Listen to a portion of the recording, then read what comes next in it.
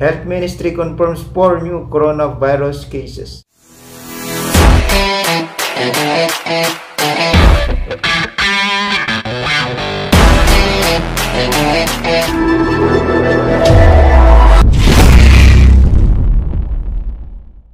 Hello mga kabayan at welcome po sa aking YouTube channel. Ngayon po update ko po kayo sa coronavirus cases dito sa bansang Saudi Arabia. Ayon po sa SaudiExpatriates.com, the Ministry of Health in Saudi Arabia announced 4 new cases of deadly novel coronavirus COVID-19 on Sunday, rising it to 11 in total cases.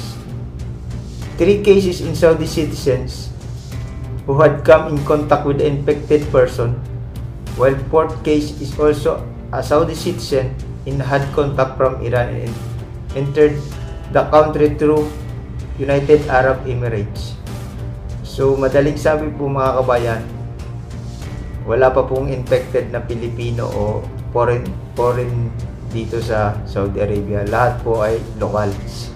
Saudi Arabia announced that all the arrivals from the countries Lebanon, Egypt, Italy, and South Korea must self-quarantine themselves at home for 2 weeks from the date of their arrival in the kingdom. At nakikiusap na rin po yung pamunuan ng Saudi Arabia na sa lahat po ng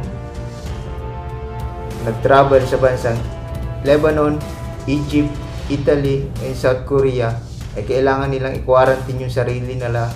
Hindi sila maglalabas ng bahay sa loob ng 2 weeks o 14 days.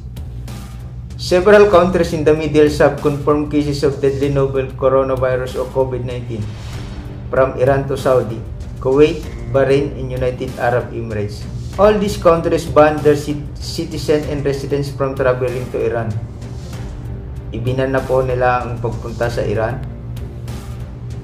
Saudi Arabia has taken several precautionary measures against the spread of virus in the country, with temporary suspension of Umrah pilgrimage, restriction in Gulf residents, limits the border entries, and temporary suspension of Umrah pilgrimage for domestic pilgrims.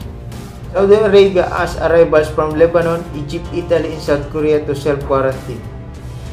The Health Ministry in Saudi Arabia announced that anyone in Saudi Arabia who has been visited or stayed in Egypt, Italy, Lebanon, and South Korea during the last 14 days to quarantine themselves at home for 2 weeks from the date of arrival. As an effort to combat the spread of coronavirus, Saudi Arabia asked those who have been in Egypt, Italy, Lebanon, and South Korea in last 2 weeks to isolate themselves for 14 days as a medical precaution. In case of any symptoms, they should immediately contact the Ministry of Coronavirus dedicated hotline 937 to get the necessary help from the health authorities or go to the nearest hospital. So yun lang muna mga kabayan. As of now, March 8, 2020, 11 confirmed cases dito sa Saudi Arabia.